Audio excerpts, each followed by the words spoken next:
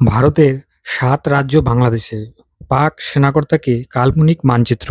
অন্তর্বর্তী সরকারের প্রধান উপদেষ্টা হওয়ার পর ভারতবিরোধী কাজকর্মের ধারাবাহিকতা দেখা যাচ্ছে মোহাম্মদ ইউনূসের।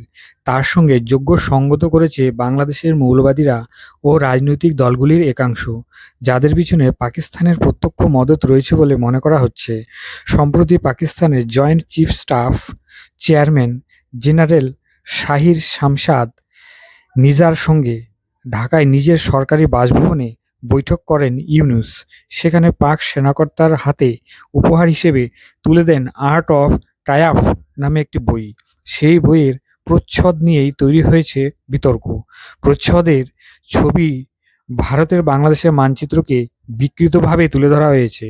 বাংলাদেশের মানচিত্রটি এমনভাবে আঁকা হয়েছে যেন মনে হচ্ছে উত্তর পূর্ব ভারতের ৭টি রাজ্য বাংলাদেশের অংশ।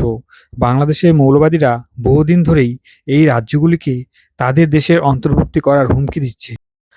কিছুদিন আগে চীনে গিয়ে ভারতের সেভেন সিস্টার্সকে স্বতন্ত্র অঞ্চল হিসেবে উল্লেখ করে বিতর্কে জড়িয়েছিলেন ইউনূস। বঙ্গোপসাগরকে বাংলাদেশের এলাকা বলে দাবি করেছিলেন।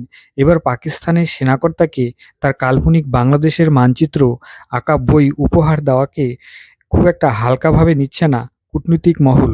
বিষয়টি ভারতের প্ররোচনা দেওয়ার চেষ্টা বলে মনে করা হচ্ছে।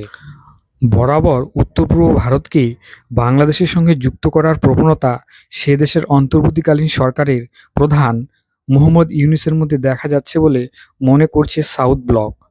যে দেশের কয়েক মাসের মধ্যে নির্বাচনে যাবে, তার অন্তর্বর্তীকালীন সরকারের এহেন সক্রিয়তা কেন? বড় কোনো শক্তির খেলা রয়েছে কিনা তা নিয়ে তথ্য সংগ্রহ করার চেষ্টা চলছে বলেই সূত্রে খবর। গত শনিবার রাতে ঢাকায় পাকিস্তানি সেনার জয়েন্ট চিফ অফ স্টাফ কমিটির চেয়ারম্যান জেনারেল শাহির শামশাদ মির্জার সঙ্গে বৈঠক করেন ইউনূস। রবিবার দুপুরে বাংলাদেশের প্রধান উপদেষ্টার সমাজ মাধ্যম পাতায় ওই বৈঠকের নির্যাস দেওয়া হয়। সঙ্গে ছিল পাকিস্তানি সেনাকর্তার সঙ্গে